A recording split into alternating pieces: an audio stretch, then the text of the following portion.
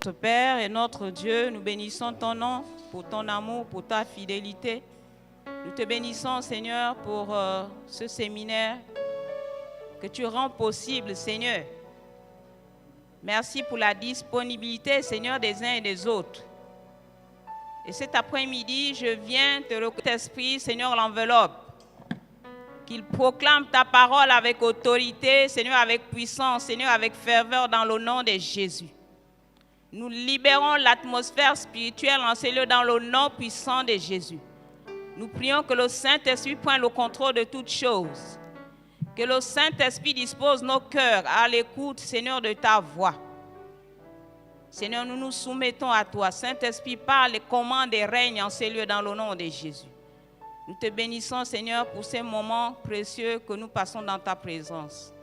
Gloire et honneur à toi dans le nom de Jésus. Amen. Amen.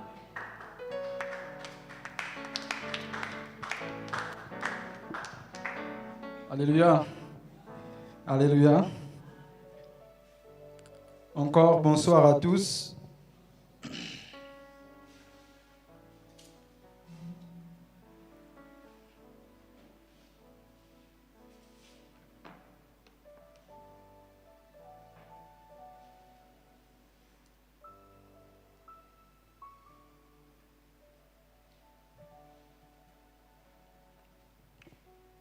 Alors, bienvenue à ce séminaire sur la prière.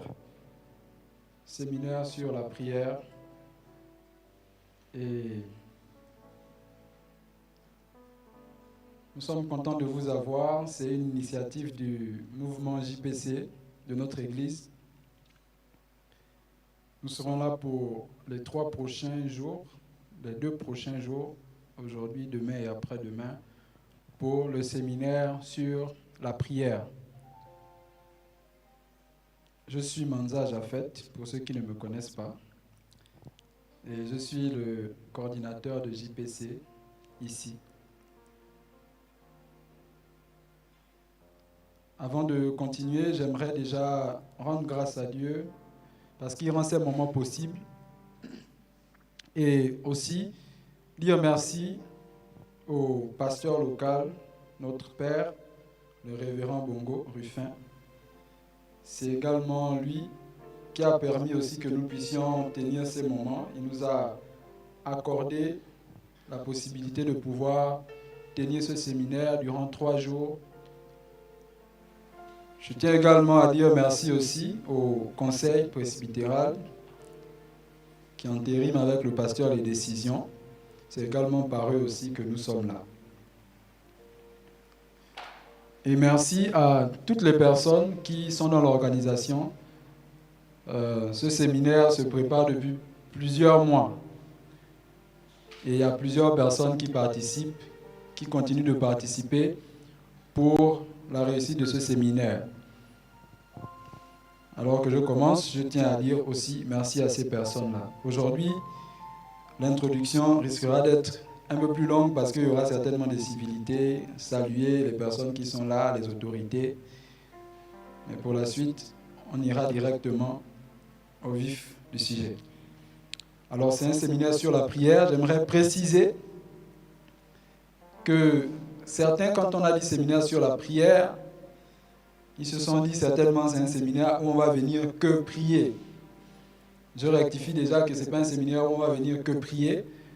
L'objet du séminaire, c'est l'enseignement et l'édification, d'abord. Donc, nous sommes là pour enseigner et édifier sur la prière.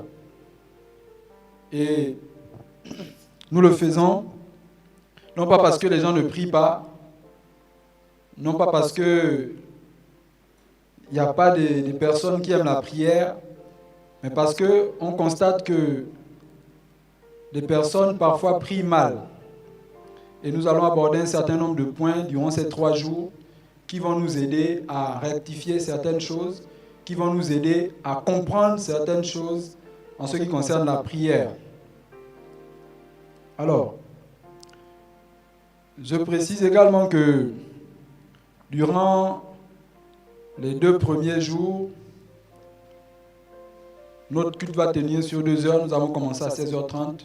Au plus tard, à 18h30, nous aurons terminé. Mais le 3e jour, le vendredi, il y aura un temps où nous allons prier pour certains axes de prière bien précis. Et donc, ça va nous prendre un peu plus de temps que les 2 premiers jours. Autre précision également à apporter, c'est que le 3e jour, le vendredi, nous serons tous en jeûne. Donc, la journée de vendredi, nous allons la consacrer à jeûner. Tous ceux qui participent au séminaire, nous allons jeûner et ensemble, nous allons venir ici prier. Après l'enseignement, bien sûr. C'est un séminaire d'enseignement et d'édification. Et donc, nous avons ouvert un volet questions. Sauf que les questions vont être répondues le 3e jour. Et vous comprenez que c'est à cause de ça qu'on prendra un peu plus de temps. Parce qu'il y aura une partie également questions-réponses. Donc, si aujourd'hui, demain et après-demain, vous avez des questions, notez-les quelque part. Ne dites pas que vous savez ce que vous voulez déjà demander, non. Notez les questions quelque part. Si vous avez une question aujourd'hui, notez-la. Une question demain, notez-la. Une question après-demain, notez-la. Après-demain, après la partie enseignement, il y aura la partie questions-réponses. Et c'est là qu'on va prendre toutes les questions. On va prendre un bon moment pour ça, pour répondre à toutes les questions en rapport avec l'enseignement sur la prière. Alléluia. Nous sommes des disciples de Christ et j'aimerais également vous encourager à apporter de quoi noter, pas des bouts de papier. Un bout de papier, ça se mouille et ça vole. Donc, apporter de quoi noter, c'est important. C'est malsain de venir à une réunion comme celle-ci et ne pas apporter de quoi noter. Sinon, c'est comme si vous ne vous attendez pas à recevoir quelque chose. Si c'est l'enseignement, c'est que ça doit être pratiqué. Et lorsqu'on va à l'école, on est disciple, on est des étudiants, on apporte de quoi noter parce qu'on a besoin de se souvenir de ce qu'on a noté pour pouvoir le pratiquer. Alléluia. Alléluia. Soyez avec moi, s'il vous plaît. Alors, le thème général, c'est la prière. Donc, on est là pour apprendre sur la prière. Et il y a 4 objectifs principalement. Le premier, c'est justement enseigner la prière comme Jésus et comme Jean. La Bible déclare que lorsque les disciples ont vu Jésus prier en un certain lieu, ils ont dit « Enseigne-nous à prier comme Jean a enseigné à ses disciples ». Et donc l'un des objectifs de ce séminaire, c'est enseigner sur la prière. Mais on précise comme Jésus et comme Jean parce que nous ne serons pas les premiers à enseigner sur la prière. Et cet objectif va également nous aider à déconstruire une idée selon laquelle certains pensent que dès qu'ils ont accepté Christ, ils savent automatiquement prier. Sinon, les disciples n'allaient pas demander à Christ de leur apprendre à prier. Le deuxième objectif sera d'édifier le corps de Christ, donc tous les participants.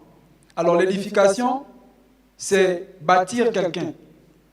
Édifier, c'est bâtir. Donc l'un des objectifs de ce séminaire, c'est d'édifier quelqu'un dans justement l'exercice qu'est la prière.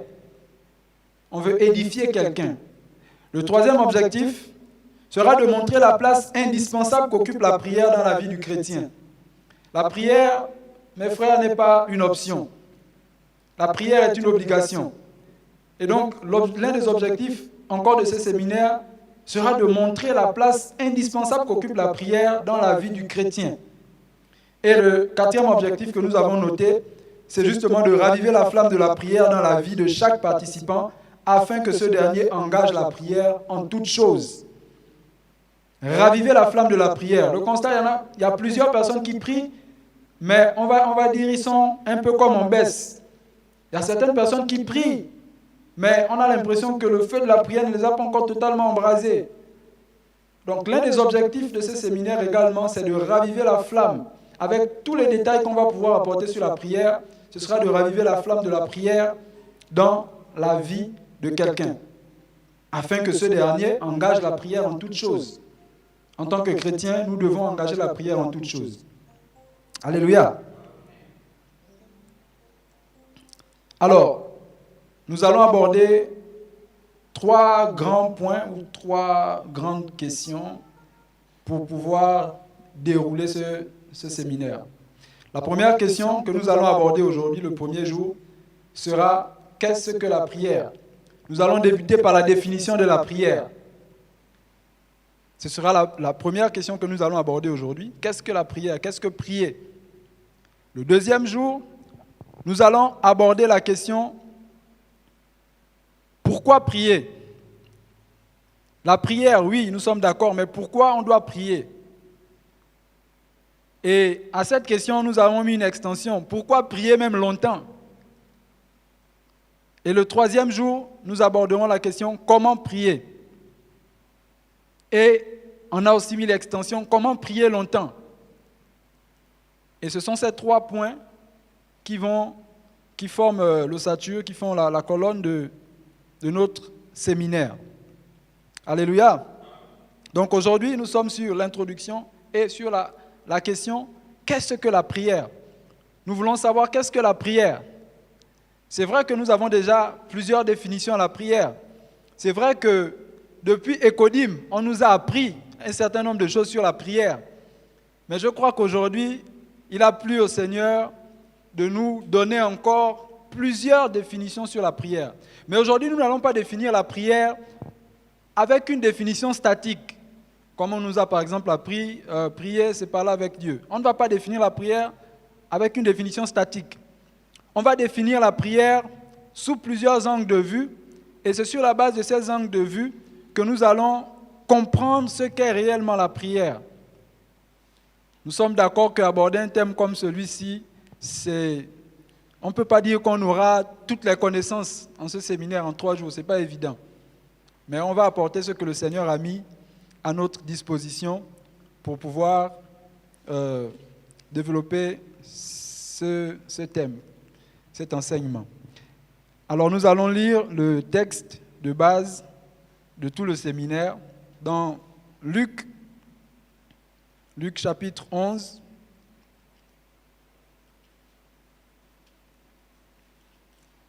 On peut se lever s'il vous plaît.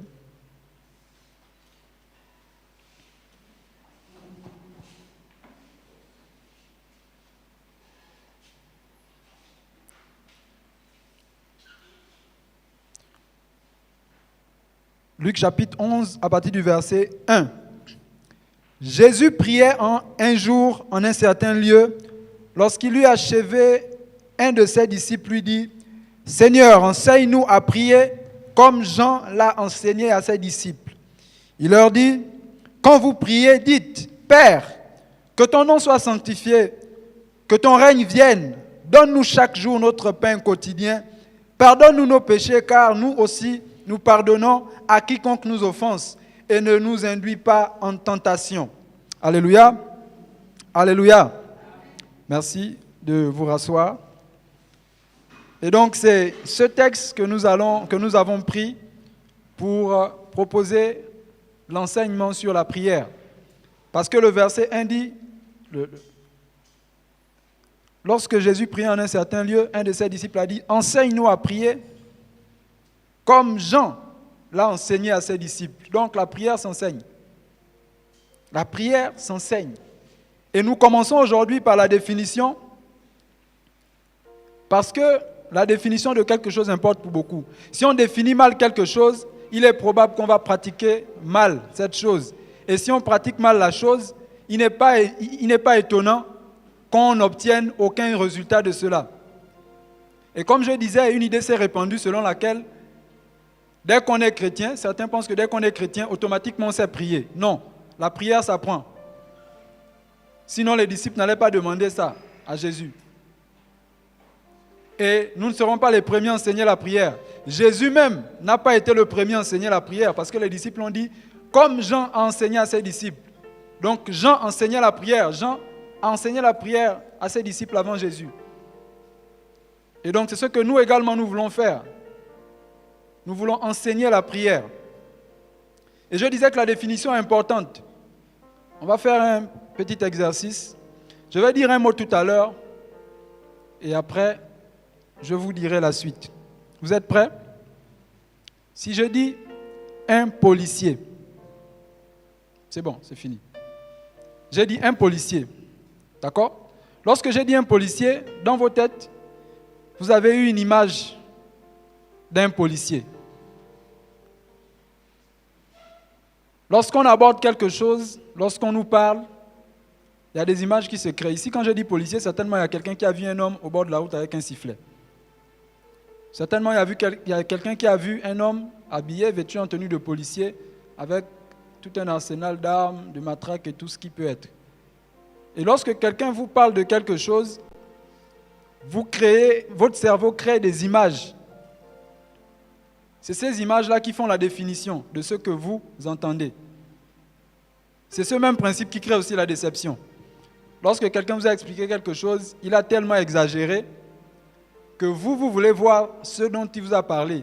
Et quand vous allez aller voir, si ça ne ressemble pas à ce que votre cerveau avait créé déjà, vous serez déçu. Parce que vous vous attendiez certainement à voir quelque chose de grand par rapport à ce qu'il vous disait. C'est pour la même raison aussi que quand quelqu'un parle avec vous, il dit est-ce que tu vois de quoi je te parle? Pourtant, il est en train de vous parler de quelque chose, mais il dit est-ce que tu vois de quoi je te parle? Il ne dit même pas est-ce que tu entends, il dit est-ce que tu vois? Ça veut dire quand on dit la prière, il y a forcément une image qui se crée dans vos têtes. Quand on te dit prie, il y a quelque chose qui se crée en toi. Et si cette chose est fausse, tu vas mal prier et tu n'auras pas le résultat de la prière. Ce n'est pas en faisant mal quelque chose plusieurs fois que la chose va devenir bien. Ce n'est pas parce que tu as fait 10 ans dans la foi et tu as prié mal pendant 10 ans qu'à la 11e année, ta mauvaise prière devient une bonne prière. Ça, c'est dans notre monde. Dans notre monde, quand quelque chose de mal se fait répétitivement, ça devient la norme. Par exemple, aujourd'hui, je prends le cas de l'infidélité. L'infidélité devient une norme. Plus personne ne croit en la fidélité. On dit, normalement, tout le monde est infidèle. C'est un exemple parmi tant d'autres. Il y a beaucoup de choses comme ça dans la société qu'on a normalisées parce que ça a perduré. Mais il n'en est pas ainsi avec les choses de Dieu, les choses de l'esprit. Si tu pries mal pendant 15 ans, tu n'auras aucun bon résultat. Et il y a beaucoup de personnes qui sont frustrées dans l'église parce qu'elles s'aiment, elles prient, elles jeûnent, elles chantent, elles font tout. Mais aucun résultat.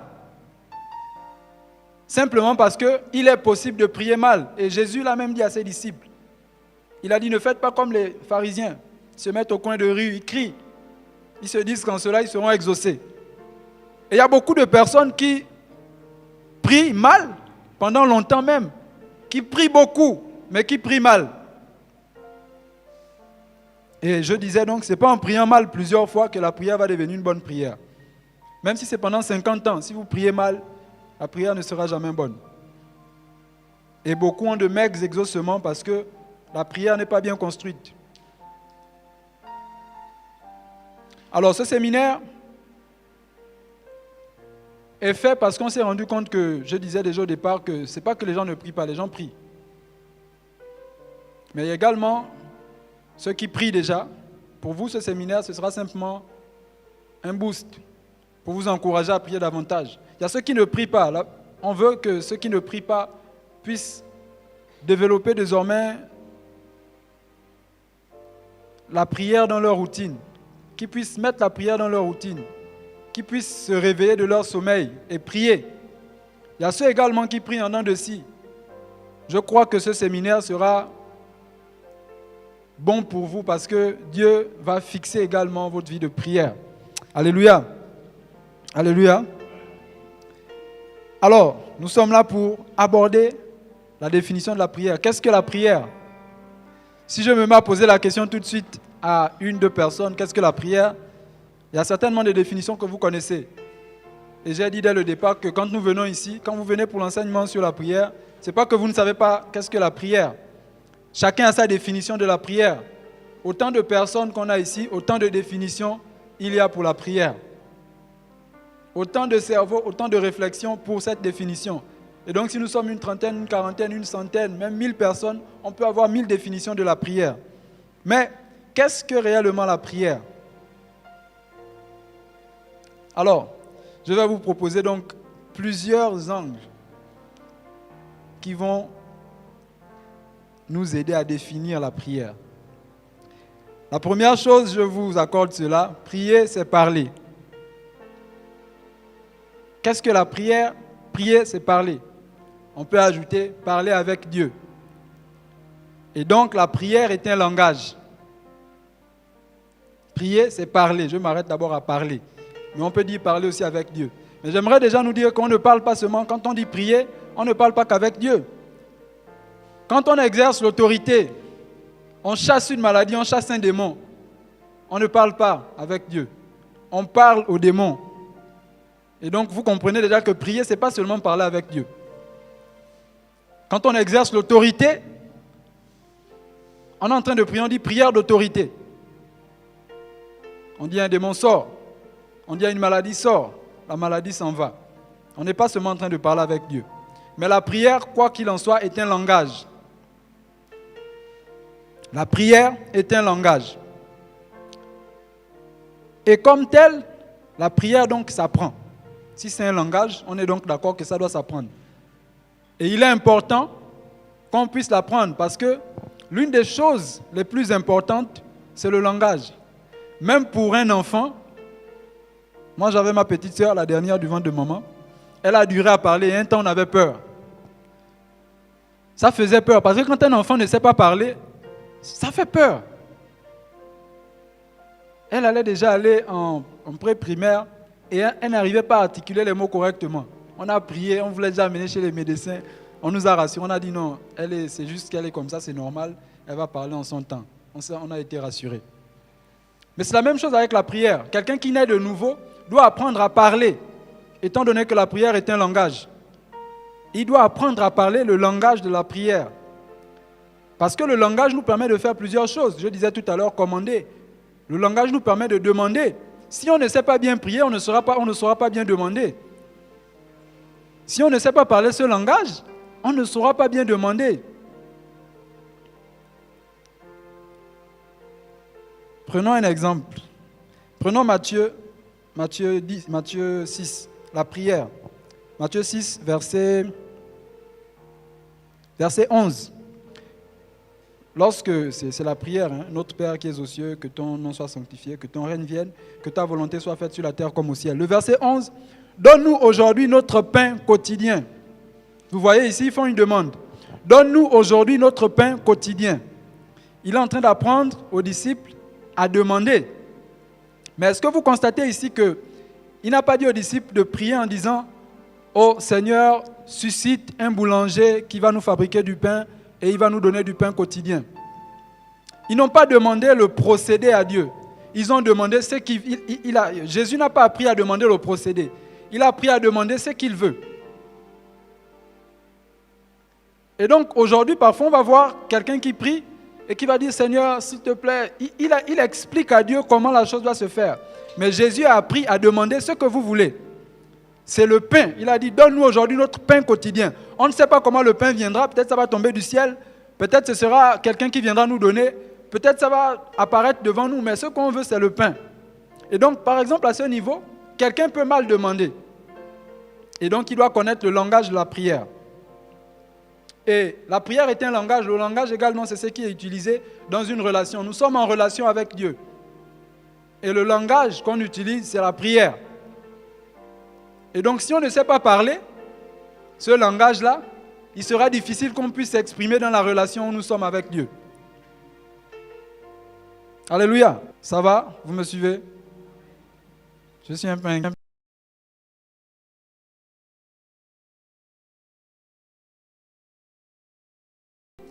Étant aussi un langage, on va comprendre qu'il y a des niveaux. Dans la langue française, on nous dit par exemple, il y a le niveau soutenu, il y a le niveau courant, il y a le niveau familier. Mais dans la prière, ce n'est pas la même chose. Ce n'est pas qu'il y a une prière soutenue en fonction des mots qu'on dit. Quand tu articules certains mots en français, ta prière est mieux. Non. Dans la prière, il y a d'autres paramètres qui rentrent en compte pour indiquer le niveau de prière. C'est comme ça que Jésus, lorsqu'il enseigne, il dit par exemple, demandez et l'on vous donnera. Cherchez et vous trouverez. Frappez et l'on vous ouvrira. Ce sont des niveaux donc de prière dans ce langage. Celui qui demande ne fournit pas les mêmes efforts que celui qui cherche. Et ne fournit pas les mêmes efforts que celui qui doit frapper. Celui qui demande attend. Celui qui cherche doit savoir ce qu'il veut déjà. Et quand il aura trouvé, il saura qu'il a trouvé. Celui qui frappe, il doit insister. Et tant qu'il n'aura pas eu ce qu'il voudra, il ne va pas s'arrêter. Et donc ce sont des niveaux de prière. Et donc vu comme un langage, il y a des niveaux de prière. Alors, mais j'enlève déjà une question parce que quand on dit prier, c'est parler avec Dieu, que c'est un langage. Ça ne veut pas dire que quand Dieu nous parle, il prie aussi. Quelqu'un pourrait poser la question, est-ce que quand Dieu parle aussi, il prie? Non, Dieu ne prie pas. Dieu ne prie pas. Mais on entend Dieu quand on prie. Amen. Qu'est-ce que la prière? Deuxièmement, la prière est un moyen. La prière est un moyen. Ça veut dire quoi? Ça veut dire que la prière n'est pas la finalité. Aujourd'hui, on constate qu'il y en a qui sont contents parce qu'ils prient beaucoup. La prière n'est pas la finalité de quelque chose. La prière est un moyen qu'on utilise pour arriver à un résultat. La prière, ce n'est pas la finalité. Même quand tu cherches l'onction, ce n'est pas pour durer dans la prière. C'est vrai, tu dois durer dans la prière, mais ta prière doit t'amener à un résultat. Beaucoup prennent la prière aujourd'hui comme une finalité. Et c'est comme ça que des gens sont frustrés parce que tel prie beaucoup et lui ne prie pas beaucoup. Tel prie en langue et lui ne prie pas en langue. Non. S'il prie beaucoup et que sa prière ne fait pas de résultat, ça veut dire qu'il prie mal. Et donc tu n'as pas besoin de l'imiter. Jésus accomplit l'un des plus grands miracles qu'on aime bien. Il ressuscite un mort, mais il dit à peine 2 mots. Et si ses disciples sont arrivés à dire « apprends-nous à prier », c'est parce qu'ils ont vu ses résultats. Ce n'est pas parce qu'ils priaient beaucoup. C'est parce qu'ils ont vu que la prière de Jésus avait toujours des résultats, faisait toujours de bons résultats. Et donc la prière est un moyen. Si vous priez juste pour prier, vous priez mal. Vous n'avez encore rien compris. Vous êtes ce que Jésus appelle un hypocrite. Et hypocrite ici, ça signifie un comédien. À l'époque, hypocrite, ce sont des gens qui étaient dans les cirques. Et il disait de ça des pharisiens, il disait si vous vous mettez au coin de rue pour crier, pour que les gens vous voient, vous êtes un hypocrite, donc un comédien. Et il dit vous avez déjà votre récompense. Parce que quand quelqu'un entre dans la prière avec l'intention seulement de durer et s'arrêter là, sa récompense il a déjà, puisque quand il dure, il est déjà récompensé. S'il va dans la prière pour dire il faut que je prie plus que Marvin, il faut que je prie plus que Alicia, quand il aura beaucoup prié, il sera satisfait. Et Jésus dit, ceux-là, ils ont déjà leur résultat. Il dit, ceux qui crient au coin de rue, ils veulent qu'on puisse les voir. Quand on les voit, ils ont déjà leur résultat. Donc, ils ne s'attendent plus à rien. Mais on prie, ce n'est pas pour qu'on nous voit. On prie, ce n'est pas pour durer. Si on fait 5 heures dans la prière, ce n'est pas pour être content d'avoir fait 5 heures. Mais c'est pour qu'après ces 5 heures, on voit un résultat par rapport aux 5 heures qu'on a passées. Alléluia. Donc, la prière est un moyen. Beaucoup entrent dans la prière parce qu'il faut être chaud. On aime danser, on est content. Ah oui, on a passé des moments intenses. 4 heures de prière non-stop, 24 heures de prière non-stop, 30 heures de prière, 72 heures de prière, je ne sais pas. 737 jours de jeûne et prière. Mais si l'objectif c'est seulement de durer, on a manqué donc la prière. Parce que la prière n'est pas un moyen. La prière est un moyen, ce n'est pas un but. Qu'est-ce que la prière encore? La prière est une décision.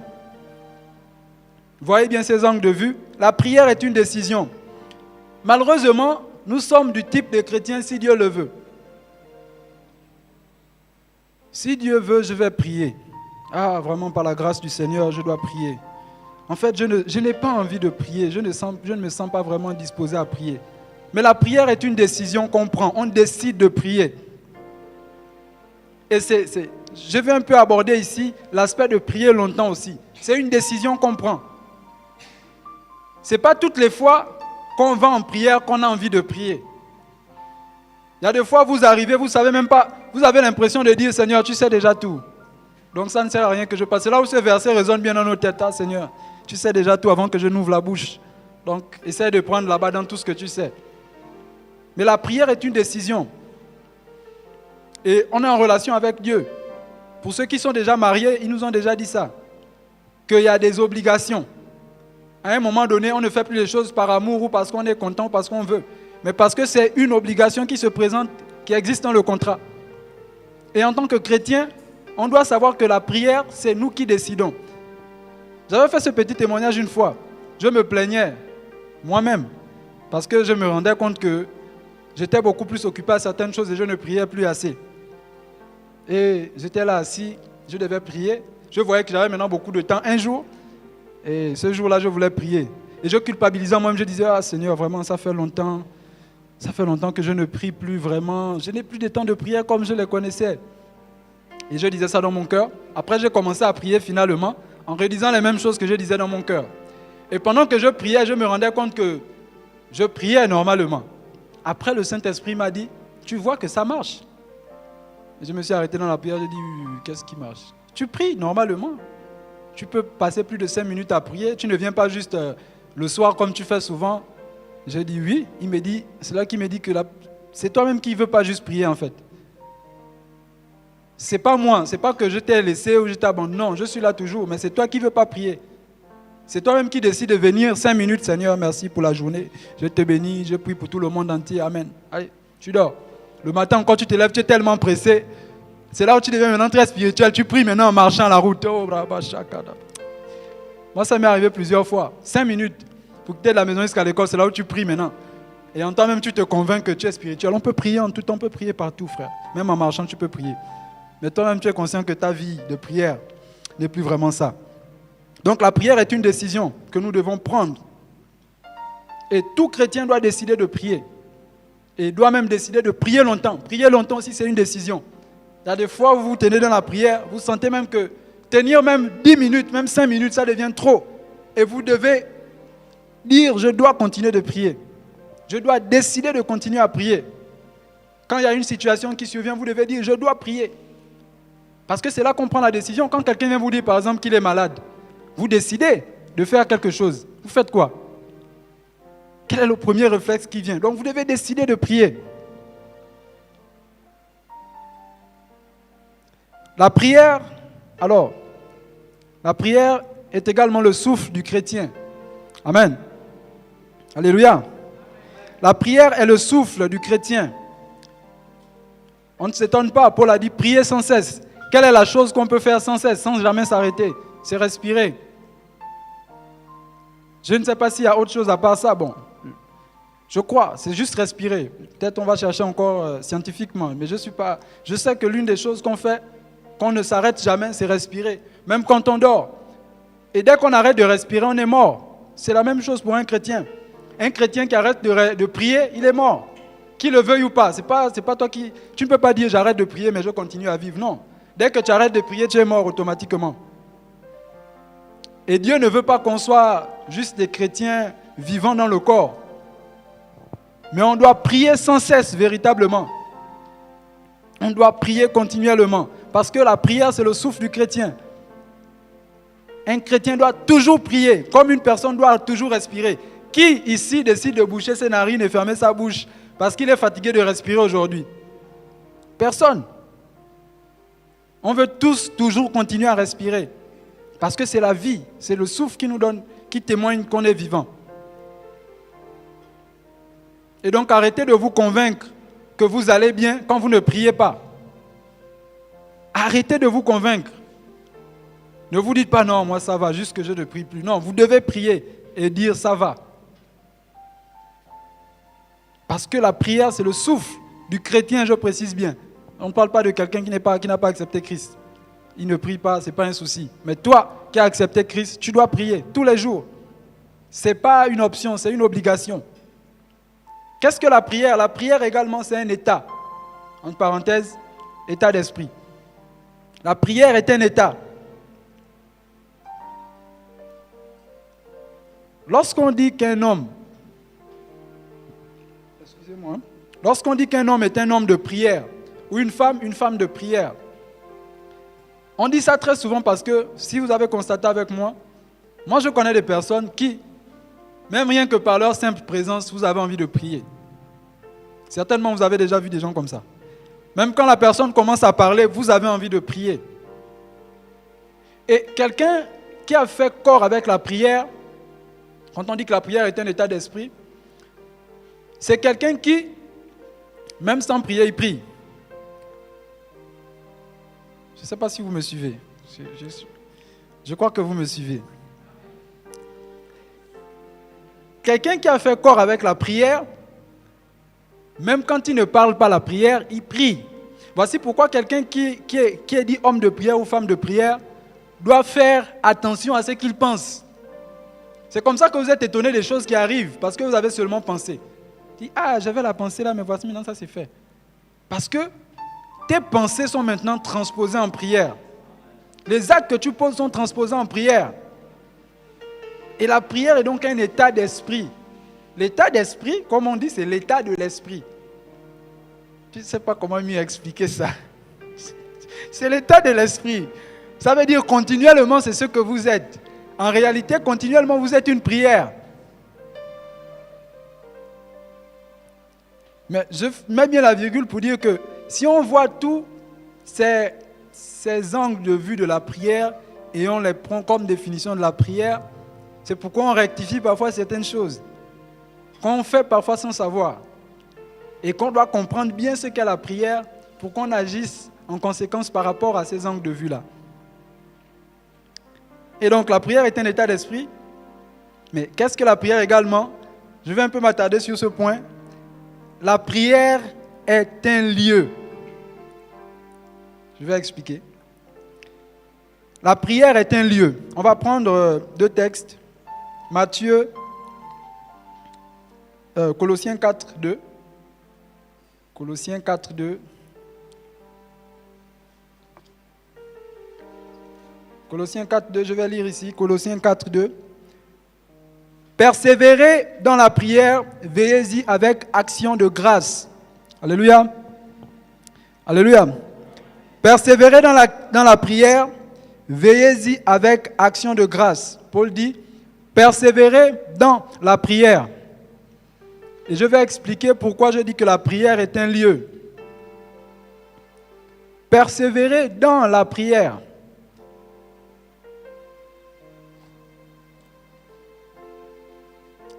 Matthieu, ici c'est Jésus qui parle. Oh là là. Matthieu, chapitre 21, verset 22. La Bible dit, tout ce que vous demanderez avec foi par la prière, vous le recevrez. Alors, je dis que la prière est un lieu. La prière, j'aimerais vraiment que vous puissiez même noter ça. Je vais dicter ça. La prière est un lieu de négociation, de déclaration, de réclamation, de préparation, de possession, de décision, de positionnement et même un terrain de combat. Amen. Donc la prière est un lieu, donc vous notez les mots négociation, un lieu de négociation, un lieu de déclaration, un lieu de réclamation, un lieu de préparation, un lieu de possession, un lieu de décision, un lieu de positionnement et même un terrain de combat. Amen. La prière est un lieu de négociation. Quand je dis je vais en prière, on le dit souvent même. Quand on entre dans la prière, on crée un espace autour de nous dans lequel on est. C'est pas que la prière, c'est pas la chambre là où je suis. Mais le fait que je prie, je suis en train de créer un lieu. N'est-ce pas? Un lieu de quoi? De négociation. C'est dans la prière qu'on négocie certaines choses. C'est dans la prière qu'on déclare certaines choses. C'est dans la prière qu'on réclame également certaines choses. C'est dans ce lieu qu'on appelle la prière. Voici pourquoi Paul a dit persévérer dans la prière. C'est un lieu également de préparation. Il est étonnant aujourd'hui de voir qu'il y a des personnes, surtout des jeunes même, qui sont encore bien jeunes, qui se disent « Moi j'ai une grande destinée, moi j'ai des promesses de Dieu sur ma vie. » Mais tu regardes la manière dont ils se préparent, tu es étonné qu'ils n'incluent pas la prière dedans. La prière est un lieu de préparation. C'est dans la prière qu'on se prépare. Et même pour tenir ce séminaire, on a préparé ça, on prépare ça dans la prière. Quoi que vous vouliez faire, dans la prière, vous vous préparez. C'est dans la prière également que vous réclamez. Et tenez-vous bien compte que pour être dans ce lieu, il faut associer la connaissance de la parole de Dieu. Parce que quand vous réclamez sur la base de quoi? Si vous devez réclamer votre famille, qu'est-ce que la Bible dit par rapport à votre famille? Qu'est-ce que vous savez que la Bible dit par rapport à votre famille pour que vous partiez réclamer?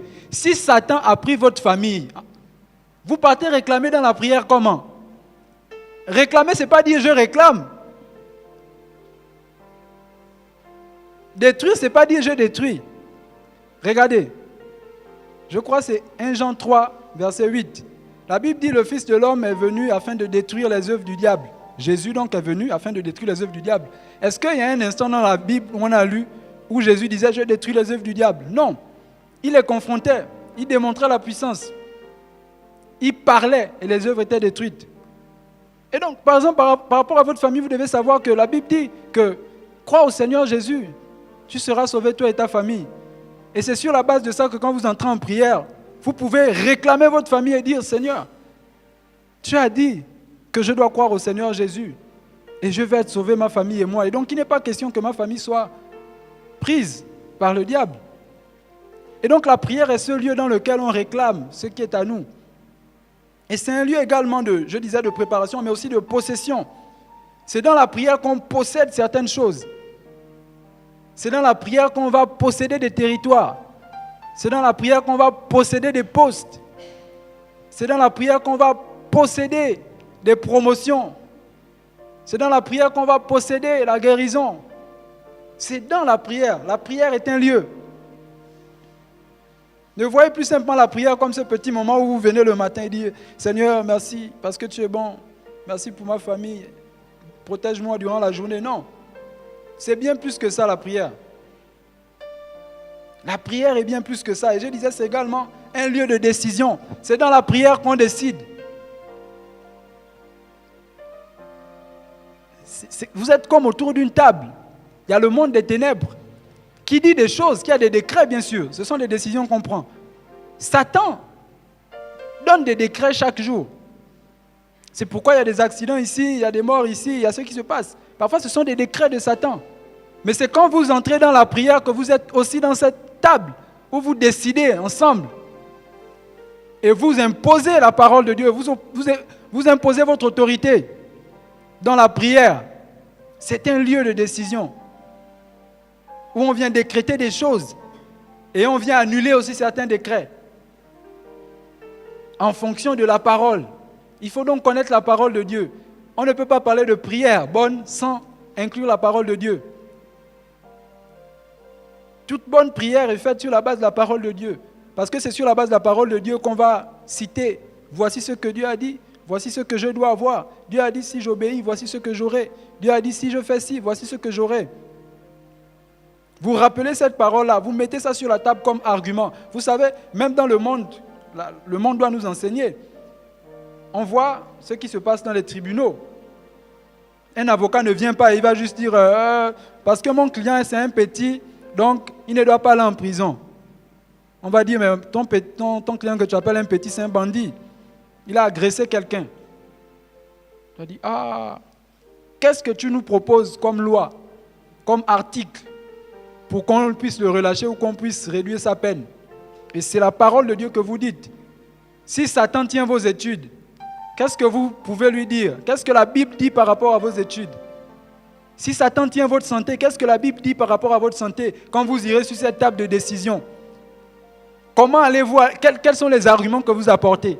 Que vous êtes à l'église tous les jours, ce n'est pas un argument suffisant.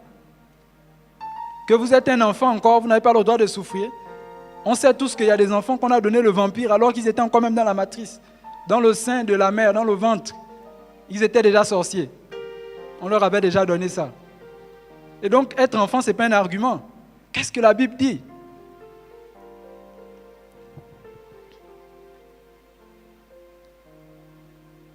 Et je disais donc un lieu de positionnement et même un terrain de combat. Paul a dit encore, on n'a pas lutté contre la chair et le sang, mais contre les autorités, contre les principautés. On lutte comment? C'est pas comme on voit, moi ça me fait souvent rire, bon, je ne sais pas, peut-être. Mais on voit des vidéos sur Facebook où les gens sont à l'église et puis ils ont des machettes. La Bible a dit, on n'a pas lutté contre la chair et le sang. Est-ce qu'on tue un esprit? Bon, je ne sais pas, machette prophétique peut-être, mais je ne sais pas. Quelle était leur conviction? Mais ce n'est pas ça le combat. On n'a pas à combattre contre la chair et le sang. Et c'est dans la prière qu'on combat. La prière est un terrain de combat. C'est dans la prière qu'on combat réellement. Parfois, tout ce qui se passe la journée, c'est simplement ce qui s'est déjà fait la nuit. Et certainement, quelqu'un a déjà dit, il a dormi, il s'est réveillé, il était fatigué, il a rêvé qu'on l'a tapé, mais quand il s'est réveillé, il est fatigué. Qu'est-ce que la prière également? La prière est une contrepartie. Une contrepartie, c'est ce qu'on donne pour avoir quelque chose. Dans le monde de l'exaucement, j'ai marqué ça, et des miracles, la prière est une contrepartie. Jérémie 29, verset 12, c'est un texte que nous connaissons. On connaît beaucoup, on cite beaucoup le verset 11. Je connais les projets que j'ai formés sur vous, dit l'Éternel. Projets de paix et non de malheur, afin de vous donner un avenir et de l'espérance. Verset 12. Vous m'invoquerez et vous partirez. Il dit, vous me prierez et je vous exaucerai. Il y a des exaucements qui n'arrivent que quand il y a eu la prière. Donc c'est une contrepartie. C'est quelque chose qu'on donne pour recevoir quelque chose d'autre. Il y a des choses qui ne peuvent arriver que quand on a prié. Et tant qu'on n'aura pas prié, ça ne va pas arriver. Parce que c'est comme une monnaie. C'est comme quelque chose qu'on vient donner pour qu'on puisse avoir autre chose. Et c'est pourquoi Dieu a dit ici, dans la prophétie, vous me prierez et je vous exaucerai. Jésus, pourquoi tu n'exauces pas directement? Tu peux exaucer sans qu'on ne prie. Mais il a dit, vous me prierez et là je vous exaucerai. Donc la prière est une contrepartie. C'est comme une monnaie. Quand tu vas à la boutique, tu ne vas pas juste devant le commerçant et puis tu attends. Ah, il va aussi te regarder. Il va même te dire que quitte, les autres clients vont passer. Tu dois donner l'argent. Et après tu dis ce que tu veux. N'est-ce pas? Et quand tu pries aussi, tu ne viens pas juste, je ne sais pas, tu dois formuler la prière justement. Et c'est quand tu pries qu'il t'exauce. Et donc la prière est une contrepartie. Je disais que ça, ces angles doivent nous aider à mieux aborder la prière. La prière est une contrepartie. Il y a des choses qui ne bougent pas dans notre vie parce qu'on n'a pas prié. Il y a des choses qu'on ne voit pas s'accomplir parce qu'on n'a pas prié. Et ici, le contexte de ce verset, vous savez, c'est la même lettre, on parlait de ça ce matin, c'est la même lettre que Daniel avait découvert, où Dieu avait dit qu'après 70 ans, mon peuple devrait être libéré. Après 70 ans. Et Dieu dit ici, je connais les projets que j'ai formés sur vous, des projets de paix. Dieu peut te dire ça. Tu as des promesses sur ta vie. Dieu t'a fait des promesses. Dieu t'a dit certaines choses. Mais si tu n'engages pas la prière, il y a des choses qui ne peuvent pas arriver. Si Daniel n'avait pas lu ça, s'il n'avait pas vu ça, ils allaient faire plus de 70 ans. Pourtant, la prophétie était libérée. Mais Daniel a fait 21 jours pour comprendre ça. Le jeûne de Daniel, c'était pour comprendre les Écritures. Et sa réponse était même délivrée depuis. Il y a encore une autre histoire encore autour de ça. Mais c'est ça, c'est ce que la Bible dit. Vous me prierez et je vous exaucerai. Et Jésus dit encore dans le texte qu'on a lu dans Matthieu 21, tout ce que vous demanderez par la prière, vous le recevrez. Pourquoi il n'a pas dit seulement tout ce que vous demanderez? Mais il dit par la prière, vous le recevrez. Et donc on doit prier parfois pour avoir certaines choses. Arrêtons d'avoir pour excuse, Dieu sait déjà ce que je veux. Dieu sachant ce qu'il veut, il te dit aussi, l'une des choses qu'il veut, c'est que tu pries. Ça revient donc à ce que tu dois prier.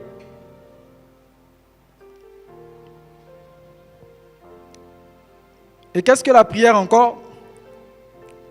On aura bientôt terminé. J'espère que c'est intéressant. La prière est un chemin. J'ai dit, la prière est un chemin, mais j'ai ajouté un chemin d'or. La prière est un chemin, c'est une voie qu'on emprunte. C'est une route, mais c'est une route d'or. Une route d'or, pourquoi? Parce que il y a plusieurs chemins qu'on peut prendre pour arriver à certaines choses, pour avoir certaines choses, pour voir certaines choses. Mais la prière est un chemin d'or. Les personnes qui engagent la prière sont souvent très sûres d'arriver à l'objectif qu'ils voient. Toutes les personnes qu'on connaît aujourd'hui, grandes, dans la prédication, dans les miracles, vous allez demander quel est ton secret. Ils vont très souvent vous dire la prière. Et pas la prière de 2 minutes quand je me lève le matin pour sortir. Mais la prière. Ce sont des gens qui ont su engager la prière dans les moments décisifs de leur vie. La prière est un chemin d'or. On peut passer par d'autres exercices spirituels qu'on connaît. Mais quand on associe la prière à ces choses, on est sûr d'arriver où on va.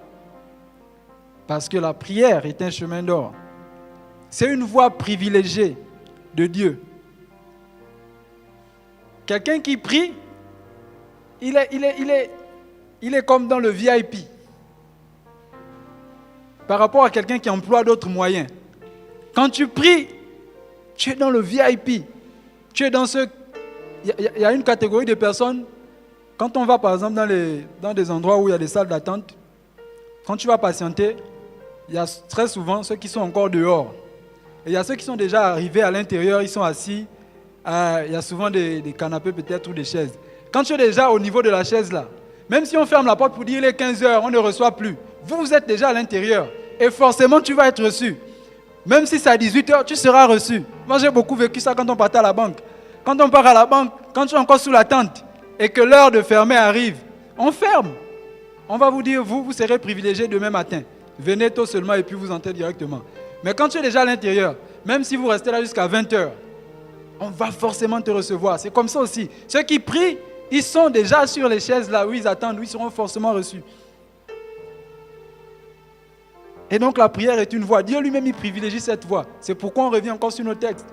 Il dit, vous me prierez et je vous exaucerai. Ça veut dire que si vous ne priez pas, je ne vous exaucerai pas. Vous allez à beau savoir les prophéties qu'il y a. Vous allez à beau dire toutes les révélations. Si vous ne priez pas, vous ne verrez rien. Et c'est pourquoi la condition revient encore. Il faut bien prier. Parce que ce serait un gâchis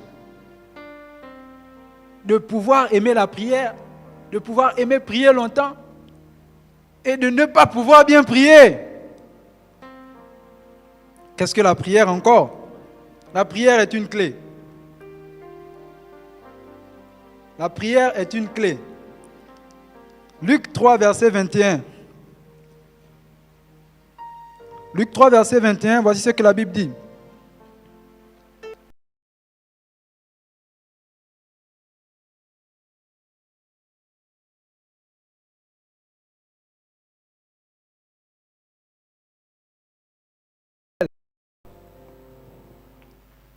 La prière est une clé qui ouvre le ciel. Mais elle peut également ouvrir d'autres portes. Mais quand le ciel est ouvert, c'est du ciel que viennent toutes les grâces et toutes les bénédictions. Ton ciel peut être fermé.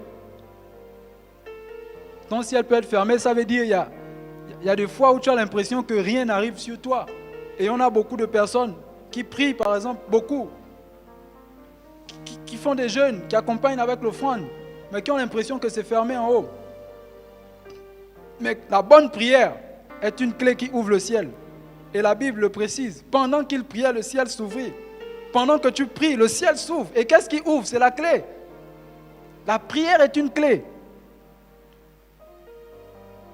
Quand ton ciel est fermé, tu ne vois rien, tu n'entends rien. Tu as l'impression qu'il te manque plusieurs choses. Mais par la prière, le ciel s'ouvre. Quand tu pries bien, ton ciel s'ouvre. Et prenons donc ce dernier élément. Qu'est-ce que la prière? La prière est un parfum. J'ai marqué Apocalypse 5, verset 8.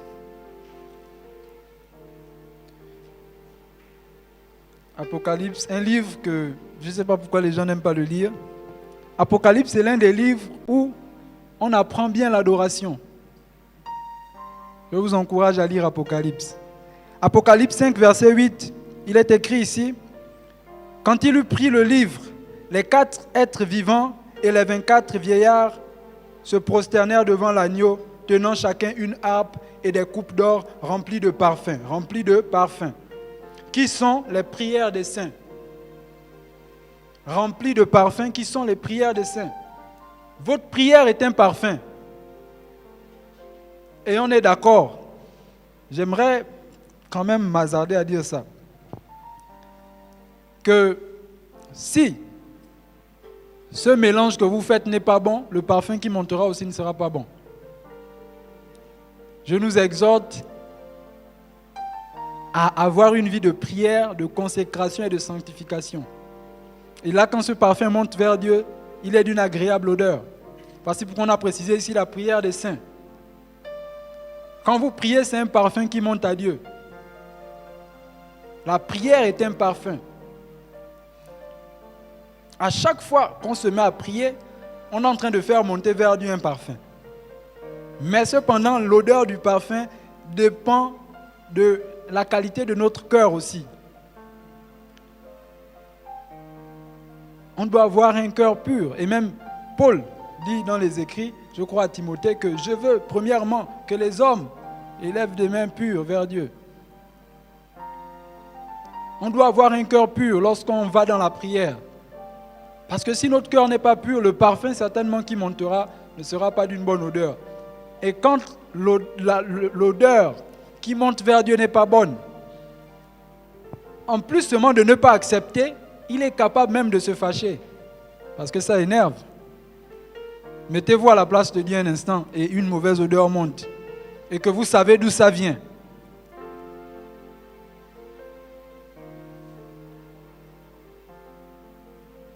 Donc, lorsque notre parfum monte et qu'il n'est pas bon, on ne peut pas avoir ce qu'on veut. La prière est un parfum.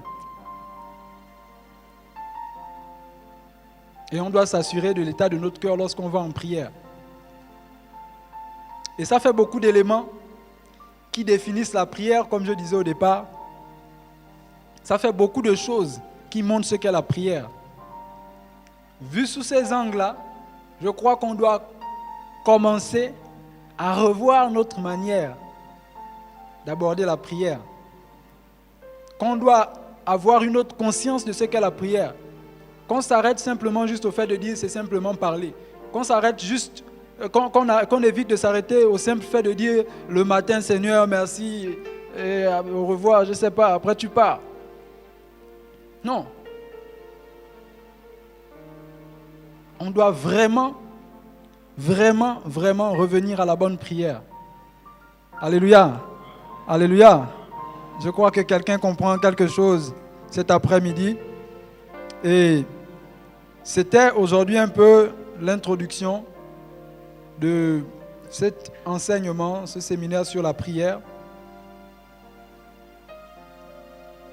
Je vais m'arrêter ici et demain, nous continuerons avec la question de savoir pourquoi nous devons prier. Et ne serait-ce que sur la base déjà de ce qu'on a vu comme définition, on peut à peu près déjà savoir pourquoi on doit prier. Et je prie qu'à partir de maintenant, que cette nouvelle définition ne soit pas seulement des connaissances en plus, mais que ça soit véritablement notre vie, qu'on vient vraiment à pratiquer cela. Que chaque cœur s'attache à la prière et à la bonne prière. Au nom de Jésus. Amen. Amen.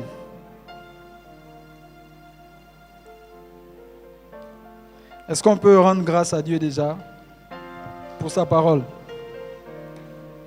Est-ce que tu peux dire à Dieu merci?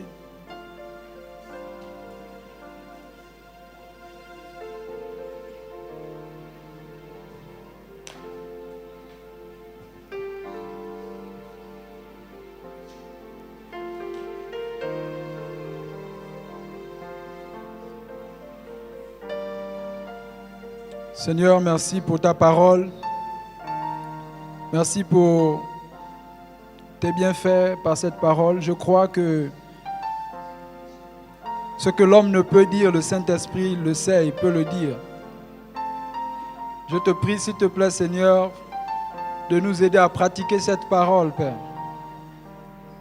De nous aider véritablement à vivre, Seigneur, en fonction de ce que nous avons entendu aujourd'hui sur la prière.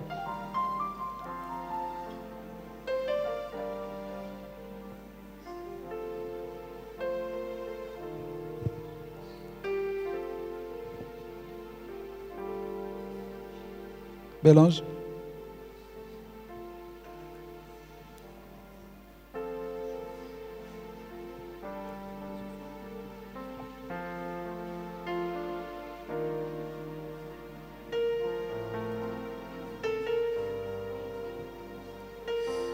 Éternel Dieu Tout-Puissant, nous te disons merci pour ces moments, merci pour ta parole. Seigneur, nous te disons merci parce que nous savons que nous avons été enseignés ce matin, ce soir autant pour moi. Merci Seigneur parce que maintenant nous savons c'est quoi la prière. Que la gloire te soit rendue au nom de Jésus. J'ai prié. Amen. Nous allons maintenant passer aux offrandes.